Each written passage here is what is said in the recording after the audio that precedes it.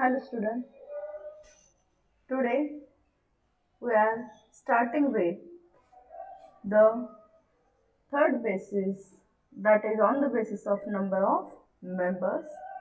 So on the basis of number of members, company may be divided or classified under two classes. First one is the private company and second one is the public company.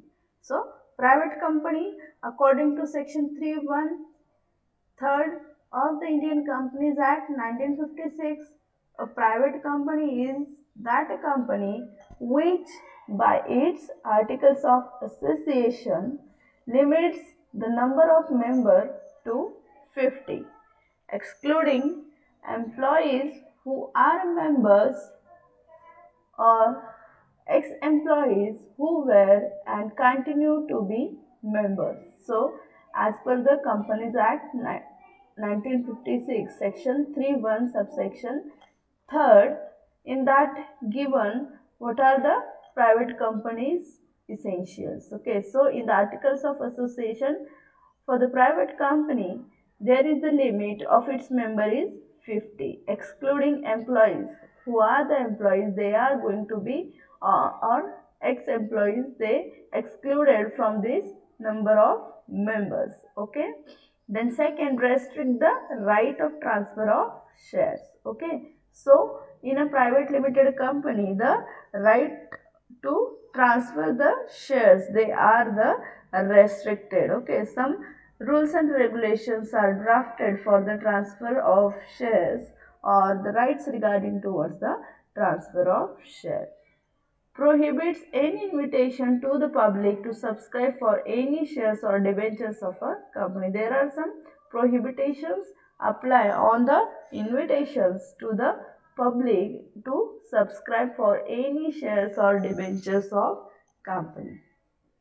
Where two or more persons hold share jointly, they are treated as a single member. Okay. So, in a private limited company, if two or more members hold the shares jointly, at that time they are going to be counted as the single member of the company.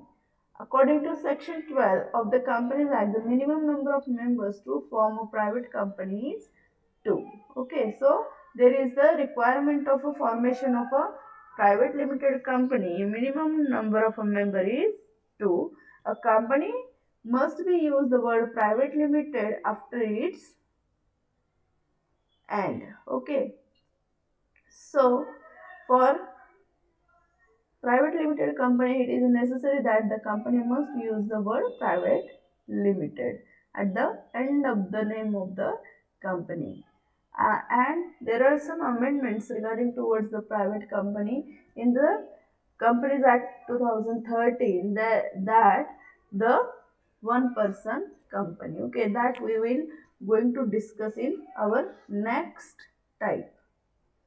Then second part of on the basis of member public limited company. So according to section 3(1)(4) of Indian Companies Act 1956, a public company which is not a private company. The definition is given in section 3(1) of 4th of Companies Act 1956. The company which is not a private company is going to be treated as the public company.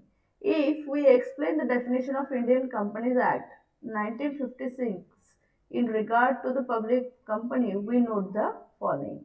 Okay, so in the Companies Act 1956, there are some note is given regarding toward the public company. The first is the article do not restrict the transfer of shares of a company. So in a public limited company, the articles, they do not restrict to the member to transfer their shares of the company, whereas in the private limited company there are some restrictions kept on the member regarding towards the transfer of shares. Then it imposes no restriction on the maximum number of a member of a company. So there are also no restriction regarding towards the maximum number of a member of a company. It invites the general public or to purchase the shares and debentures of the companies. Okay, so here the invitation is given to the general public regarding towards the issue of shares and subscriptions of issue and debentures of a company. Okay, so this is all about the third basis, that is the on number of member. We had seen private limited company and public company. I hope these all terms or this both the kind of a company is clear to you all. Okay, for today's lecture we are going to stop here. Thank you.